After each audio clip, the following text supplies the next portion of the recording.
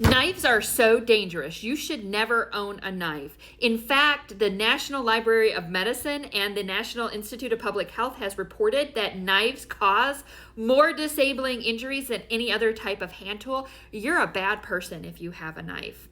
Now, that sounds like crazy talk, doesn't it?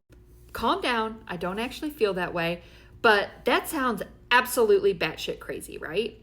So, because anybody with half a brain knows that a knife is a tool.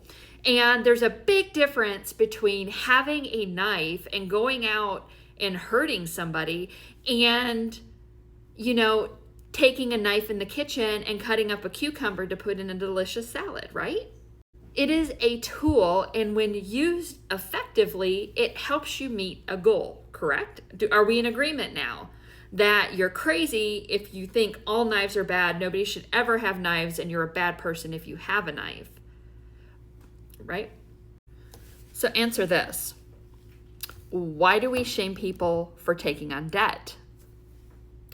Like a knife, debt is a tool, correct?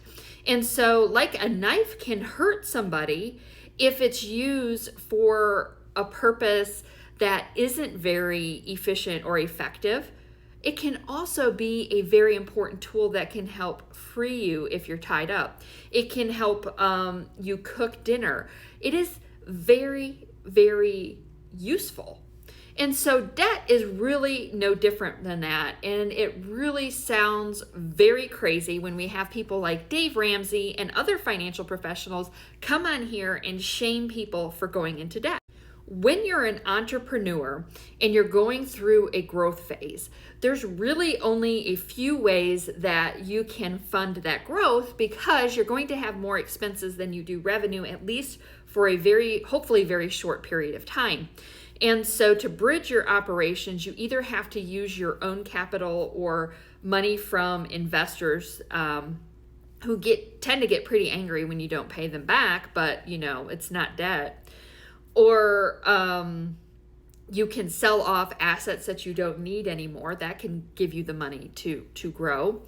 Or you can take on responsible debt.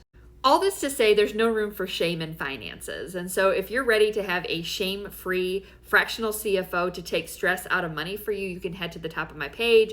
I have a free webinar on 5/31 that's going to talk all about maximizing the cash flow in your business.